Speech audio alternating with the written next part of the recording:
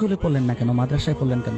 স্কুলের শিক্ষা তো এত বড় শিক্ষা না। আম্মু বলছে যে মাদ্রাসায় পড়ো, মাদ্রাসায় পড়লে একদিন বড় হবা। মূলত কারণ হলো আল্লাহকে খুশি করার জন্য মাদ্রাসা পড়তেছি।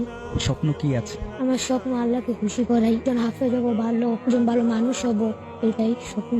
আমার বাবা চাকরি করে, মা বাসায় কাজ টাজ করে, হাউস ওয়াইফ। বড় হয়ে মায়ের জন্য কি করবো? বলছিল আম্মু যে আমি মরার আগে যেন শুনতে পারি যে তুই হাফেজ হবি।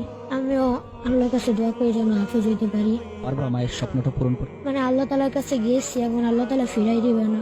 অনেক কুরবানি করতেছি, এখন আল্লাহ তালা দিবে ইনশাল্লাহ। প্রত্যেকটি নামাজের মোনাজাতে কোন মানুষটার জন্য দোয়া করে? সবার জন্য দোয়া করি, আব্বু আম্মু দাদি নানি। বড় হয়ে মায়ের জন্য কি করবো?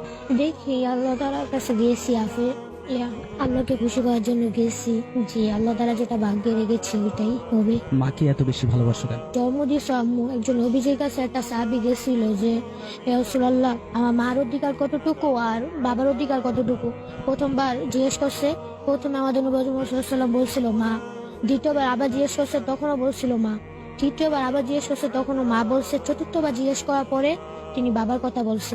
তাহলে মার গুণ 70 আর বাবার 23 গুণ। এজন্য দুজনের সমানভাবেই দেখি আমি। মাদ্রাসা থেকে বাসায় আসলে অনেক খুশি হয়, অনেক কিছু রান্না করে খাওয়ায়। আল্লাহ তাআলার উপরে এত কনফিডেন্স কেন তোমার? আমাদের সৃষ্টি করছে আল্লাহ তাআলা, পুরো দুনিয়া সৃষ্টি করছে আল্লাহ তাআলার উপরেই অনেক ভরসা।